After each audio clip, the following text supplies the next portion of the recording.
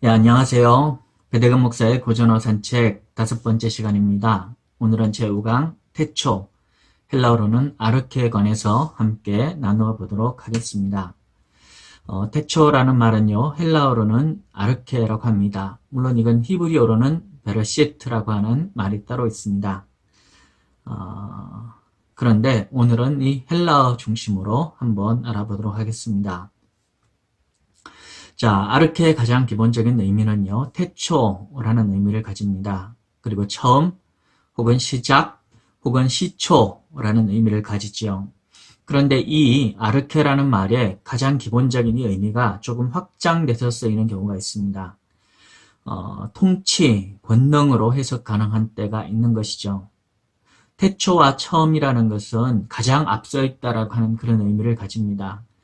우리가 인간 세계에서도 역시 마찬가지인데요. 장남이 가장 권위를 가지고 있는 경우가 많이 있죠. 그래서 가장 먼저 태어났다는 것은 가장 나이가 많다는 것이고, 가장 나이가 많다는 것은 뭔가 권위가 있다라는 의미로 옛날에는 많이 사용되어졌습니다. 그래서 태초, 처음, 시작, 시초라는 의미를 가진 아르케는 곧 통치, 권능으로도 해석이 가능했던 것이죠.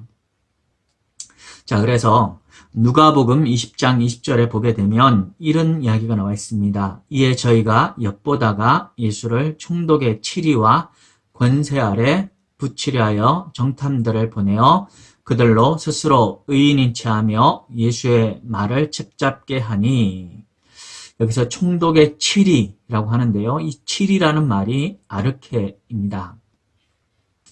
그러니까 이 아르케라는 말이 태초라는 말로도 쓰이지만 치리, 통치라는 말로도 성경에서 쓰인다라고 하는 것이죠.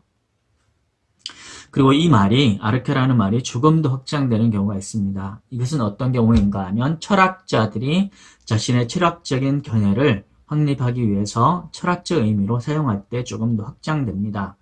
그래서 디오게네스 같은 그런 철학자는요, 이 아르케를 원리라고 그렇게 표현합니다. 그리고 데모크리토스 같은 철학자는 원인이라고 하는 말로 아르케를 번역을 하죠. 이것도 역시 아르케가 가장 시초, 가장 처음을 표현하는 그런 말이다 보니까, 자, 가장 처음에는 뭔가 원리로서 시작해야 그것이 뻗어나간다라고 고대인들은 생각을 했던 것이죠. 그래서 어떤 원리 혹은 원인이라는 말로도 아르케가 해석이 되어집니다.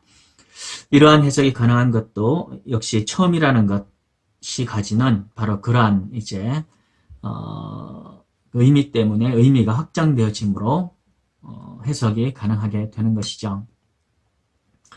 자, 그러면 요한복음 1장 1절에 이렇게 말씀하고 있죠. 태초에 말씀이 계시니라. 여기서 태초라는 말이 아르케입니다. 그런데 이 태초 처음으로 해석할 때 어떻게 해석할 수 있는가 하면 태초에 말씀이 계시니라. 우리 성경처럼 이렇게 해석할 수가 있습니다. 그런데 이 말을 누가복음, 아까 전에 봤던 것처럼 누가복음 20장 20절처럼 통치 혹은 권능으로 이제 해석할 때, 혹은 치리라는 말로 해석할 때 그 의미를 가지고 요한복음 1장 1절을 해석하면 어떻게 되는가 하면 이렇게 해석 가능합니다. 아버지 안에 말씀이 계시니라. 그러니까 태초라는 말 대신에 아버지 안에 이렇게 해석을 한 것이죠. 알렉산드리아의 키릴루스라고 하는 교부가 이렇게 해석을 했습니다. 자, 이렇게 해석하면 좋은 점이 뭐가 있는가 하면 아버지와 아들의 동일 본질 주장이 가능합니다.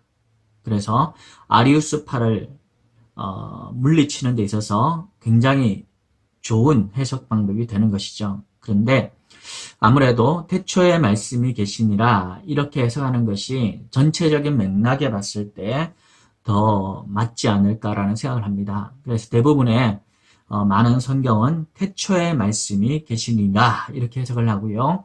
아버지 안에 말씀이 계시니라 이렇게 해석을 하는 성경은 없는 것으로 저는 그렇게 생각이 됩니다. 제가 확인하지 못한 그런 성경이 또 있을지는 모르겠습니다. 있을지도 모르겠지만 어쨌든 그렇습니다. 그리고 원리 원칙으로 설명하는 성경 구절이 있느냐? 그렇게 해석하는 경우는 우리 성경에는 없는 것으로 제가 보기에는 그렇게 생각이 되어집니다. 아직까지는 발견을 하지 못했습니다. 자, 그러면 창세기 1장 1절과 요한복음 1장 1절의 차이점이 뭐냐라고 하는 것이죠. 창세기 1장 1절 같은 경우는 태초에 하나님이 천지를 창조하시니라 이렇게 말씀하고 있죠. 반면에 요한복음 1장 1절은 태초에 말씀이 계시니라 이렇게 말씀하고 있습니다. 그래서 태초라는 말이 창세기 1장 1절에도 쓰이고 요한복음 1장 1절에도 쓰입니다. 그런데 이 양자가 약간 뉘앙스가 좀 다른 느낌을 우리가 받을 때가 있습니다. 창세기 1장 1절 같은 경우는 여기서 태초라는 것은 태초에 하나님이 천지를 창조하시니라 했을 때 창조의 시작과 그 과정에 관한 바로 그런 것을 표현할 때 태초라는 말을 썼습니다. 그러니까 가장 앞서 있었을 때라는 의미가 되겠죠.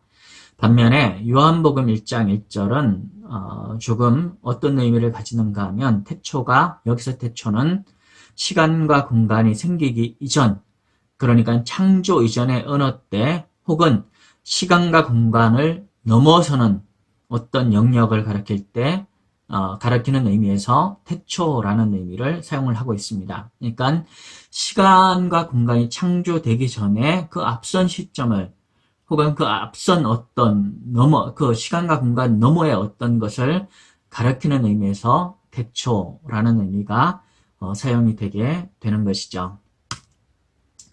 자, 그런데 이 요한복음 1장 1절에 관한 이 이야기가 중요한 것은 뭔가 하면 이 아르케에 관한 해석이 중요한 것이 무엇인가 하면 이것이 바로 아리우스파에 대한 반론의 근거로 사용되기 때문에 그렇습니다. 그러면 아리우스파가 무엇입니까? 자, 아리우스파는요, 이단 가운데 하나입니다. 그런데 어떤 이단인가 하면 이집트 알렉산드리아에서 출신의 아리우스라고 하는 사람이 주장한 학설입니다.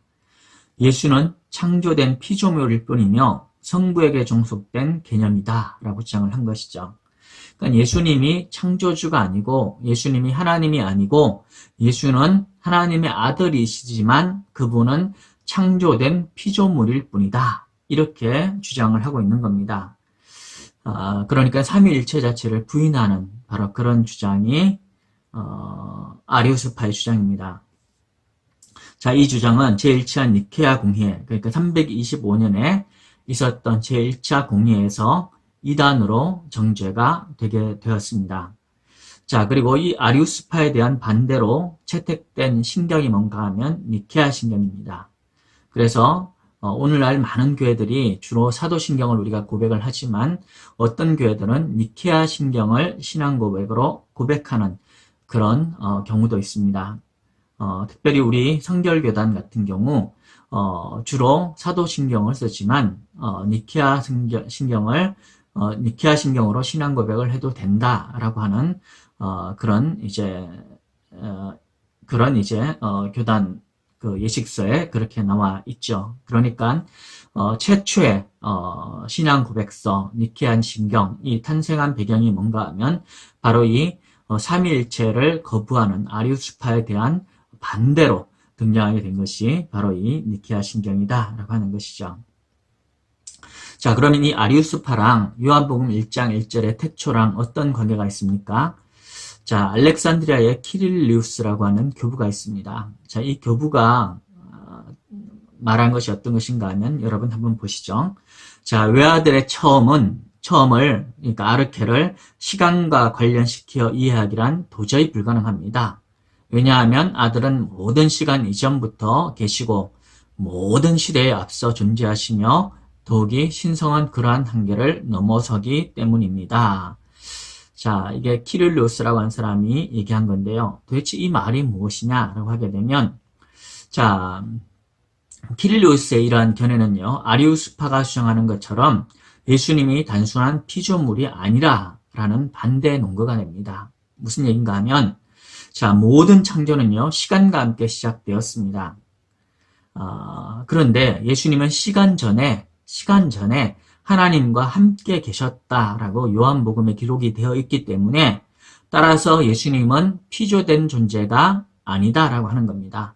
예수님은 피조된 존재가 아니라 예수님은 하나님과 함께 계셨던 하나님에게서 난 창조된 존재가 아니라 창조주다라고 하는 것이 키릴 루에스의 견해입니다. 그러니까 이러한 키릴 루에스의 견해의 가장 핵심은 뭔가 하면 바로 예수님이 창조 전에 계셨다라고 하는 겁니다. 태초 이전에 바로 있었던 존재이다. 처음에 있었다라고 하는 것이죠. 창조 이전에 있었던 존재이다라고 하는 겁니다. 그래서 키릴 루에스는 이 태초라는 말을 바로 아버지라고 하는 권위라고 하는 그런 말로 번역을 하는 것이죠. 그래서 아버지 안에 예수님이 있었다라고 하는 것이죠. 그러니까 예수님은 피조된 존재가 아니다라고 하는 겁니다. 자, 반면에 요한복음 1장 1절의 태초를 어거스틴은 어떻게 주장했는가 하면 제가 한번 읽어보겠습니다.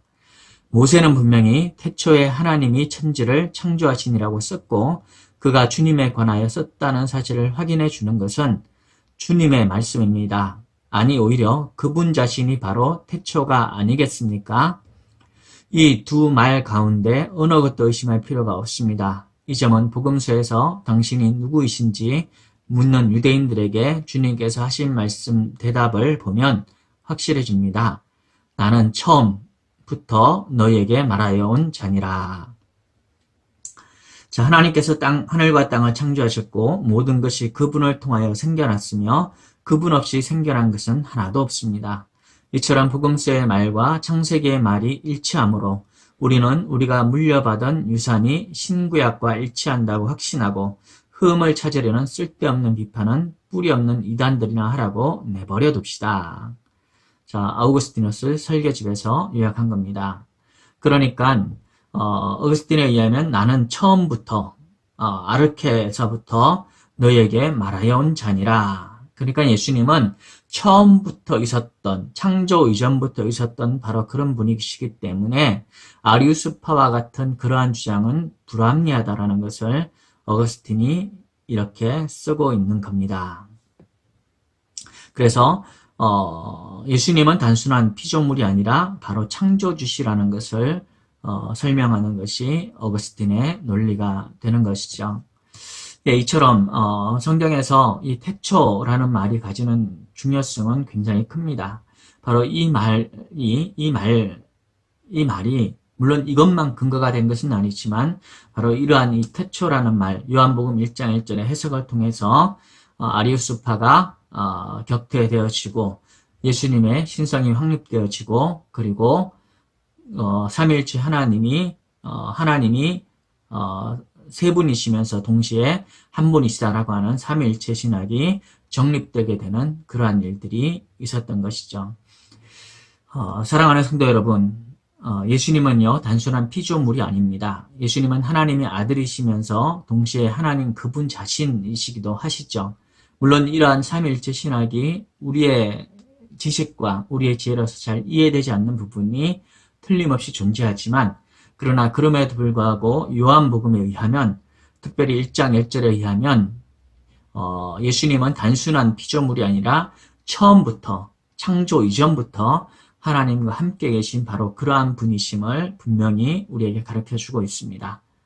그러므로 이 예수 그리스도에 대한 신앙 고백을 온전히 하실 수 있는 삼위일체의 신앙 고백을 온전히 하실 수 있는 귀한 성도님들 되시기를 예수님의 이름으로 축복합니다.